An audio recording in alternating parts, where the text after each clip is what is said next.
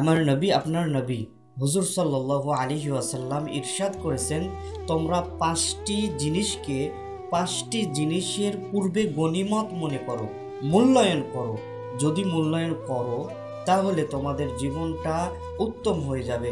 ইহকালীন জীবনে তোমরা সফলকামী হবে এবং পরকালীন জীবনেও তোমরা সফলকামী হয়ে যাবে। আর যদি এই পাঁচটি বিষয়ের পূর্বে যদি তোমরা মূল্যায়ন না করো তাহলে এই জগতেও তোমরা ধ্বংস হবে, আখিরাতেও তোমরা ধ্বংস হয়ে যাবে।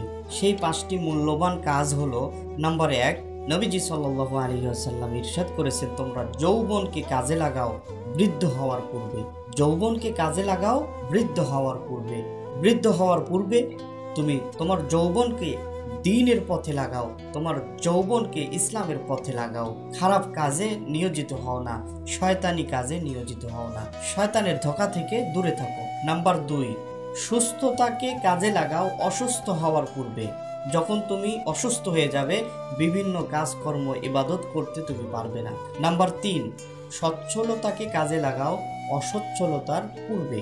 তোমার যখন টাকা পয়সা রয়েছে, ধন সম্পদ রয়েছে, সেই সময়টা তুমি কাজে লাগাও অভাব অনটনের পূর্বে। নাম্বার 4, অবসর সময়কে কাজে লাগাও ব্যস্ততার পূর্বে। যখন তুমি অবসর সময় পেয়েছো সেই অবসর সময়কে তুমি কাজে লাগাও ব্যস্ততার পূর্বে। নাম্বার 5, তোমার হায়াতকে কাজে লাগাও মৃত্যু বরণ করার পূর্বে।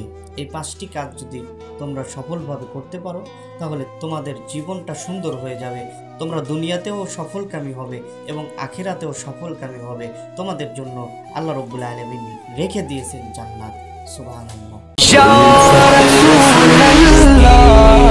সুগন্ধি